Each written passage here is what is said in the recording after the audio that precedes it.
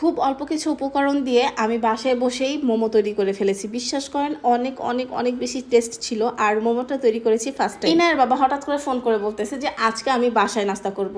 আমার তো কথা শুনে মাথায় হাত, এখন আমি কি করব কোনো উপায় খুঁজে পাচ্ছিলাম না। পরে হঠাৎ মনে পড়লো ও মা ফ্রিজে না চিকেন আছে, তো সেই চিকেন দিয়েই আমি কোনো মতে মোমো তৈরি করেছি। যাই হোক, এই রেসিপিটা শুধুমাত্র নতুনদের জন্য, যারা পারেন তারা বয়কট করবেন প্লিজ, আর বাজে কোনো মন্তব্য তো করতেই আসবেন না। যাই হোক, এবার মূল কথায় আসি। আমি মুরগির বুকের কিছু অংশ নিয়েছি, শুধু মাংসটাই নিয়েছি, কোনো প্রকার কোনো হাড্ডি ব্যবহার করি নাই।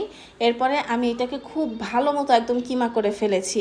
আর এই মেশিনটা এত ভালো কিমার ক্ষেত্রে, বিশ্বাস করেন আমি অনেক খুশি হয়েছি। মানে আমি প্রথমে বুঝতে পারি নাই যে এটা এত ভালো হবে। আচ্ছা, আমি এবার আমার পরিমাণ মতো কিছু ময়দা নিয়ে নিয়েছি। এখানে কর্নফ্লাওয়ার দেওয়ার খুব প্রয়োজন ছিল, আমার বাসায় কর্নফ্লাওয়ার ছিল না, যার কারণে আমি এটা বয়কট করেছি। আপনাদের কাছে কর্নফ্লাওয়ার থাকলে অবশ্যই ব্যবহার করবেন, এতে খেতে অনেক বেশি টেস্টি হবে।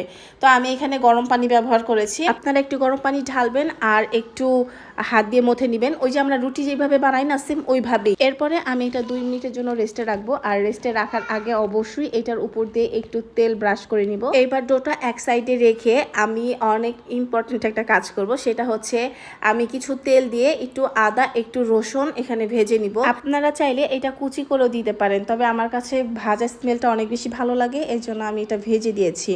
এবার আমি মুরগির কিমার উপরে এটা সুন্দর করে ঢেলে নিব।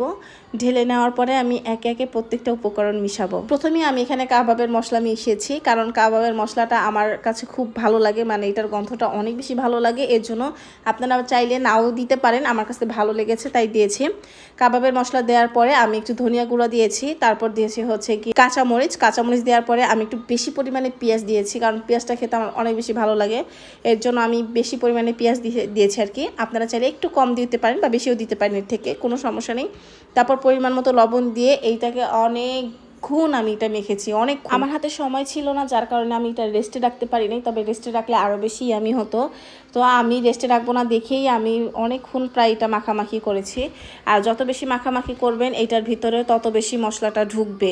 এর জন্য আমি যতক্ষণ পারছি ততক্ষণ মেখে তারপর এক পর্যায়ে, মানে মাখা শেষ এর একটু আগে আর কি, আমি সয়া সসটা ব্যবহার করেছি। সয়া সসটা ব্যবহার করে কোনো মতে আবার হালকা পাতলা একটু মাখামাখি করে এটা আমি এক সাইডে রেখে দিয়েছি। এরপরে আমি একে একে প্রত্যেকটা রুটি বেলবো আর এক একটা করে ডিজাইন করব। এই রুটি বেলতে গিয়ে আমি একা কাজে কী পরিমাণ হাসছি, মানে আমার সমস্যা হয়েছে, আমি তো এখানে কি বলো এটাকে কর্নফ্লাওয়ারটা ইউজ করি নাই, যার কারণে এইটা একদম সাধারণ প্রতিদিনের রুটির মতো হয়ে গেছে। এটা তো একটু ডিফারেন্ট হবে আর কি।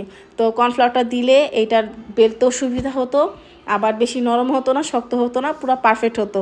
তো আমি যে কত, মানে কি বলবো, আমার যে কত পরিমাণ উপর দিয়ে ঝড় বয়ে গেছে আমি কিভাবে বুঝাবো।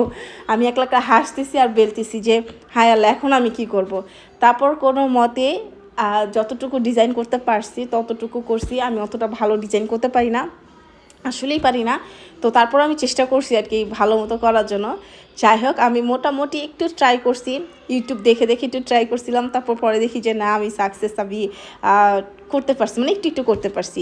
তো ওই ফাঁকে আমি আবার একটা একটা বানাচ্ছিলাম আর একটা এখানে দিয়েছিলাম, মানে ভাব দিয়েছিলাম আর কি। কারণ বাসায় কারেন্ট থাকে না, আমি যেই এরিয়াতে থাকি এখানে বেশি এটা কারেন্ট থাকে না, এই জন্য বলতেছি যে একটা হোক, একটা হলেও তাও আসলে দিতে পারবো। তো যাই হোক, ফাইনালি আমার প্রত্যেকটা মোমো রেডি। এইটার চেহারা দেখতে যেমনই হোক না কেন, খেতে কিন্তু আসলে অনেক বেশি মজা ছিল মাশাল্লাহ। তো আমি দেখতেছি আর হাসতেছি যে এক একটা সাইজ এক এক রকম হয়েছে। পরে আমি দেখলাম যে ভেঙে যে সিদ্ধ হয়েছে কিনা, না মাশাল্লাহ খুব খুব খুব পারফেক্টভাবে সিদ্ধ হয়েছে। আর খাওয়ার পরে তো বিশ্বাস করেন আরও বেশি ভালো লাগছে। প্রত্যেকটা মেয়ে সাকসেস ঠিক তখনই হয় যখন সে একটা কাজ করে কিংবা একটা রেসিপি তৈরি করে, সেই রেসিপিটা একদম সুন্দরভাবে পারফেক্টভাবে হয়।